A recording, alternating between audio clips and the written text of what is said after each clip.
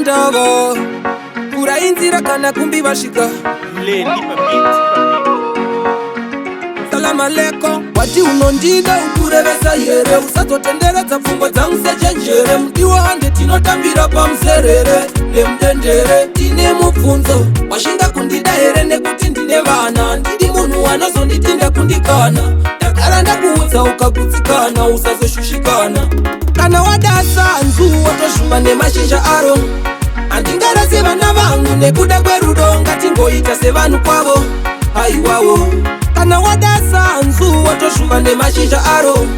handikanganwe vana vangu nekuda kwerudo ngatingoita sevanhu kwavo musazodaro rudo runonaka asi handingarase vana vangu mumadhaka chandinoziva vana vangu ndiyo nhaka ukaninyengedza mangona ukandiramba ndinozodi mujolo uyanyisa usauye mulife mangu kuzokanganisa ndinokutandanisa ungandidzosera mari yandakatenga pizza kana wada sanzu wotoshuva nemashizha aro handingarase vana vangu nekuda kwerudo ngatingoita sevanhu kwavo haiwawo kana wada sanzu wotoshuva nemashizha aro handikanganwe vana vangu nekuda kwerudo ngatingoita sevanhu kwavo musazodaro wati unondida ukurevesa here usazotenderedza pfungwa dzangu sechenjere mudiwa hande tinotambira pamuzerere nemudendere tine mubvunzo washinga kundida here nekuti ndine vana ndidi munhu wanozonditinda kundikana ndagara ndakuudza ukagutsikana usazoshushikana kana wada sanzu wotoshuva nemashizha aro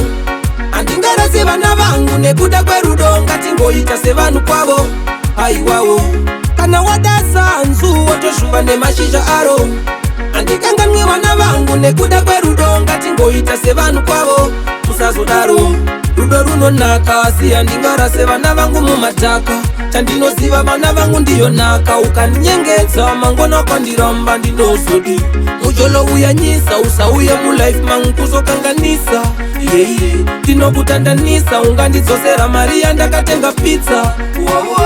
Kana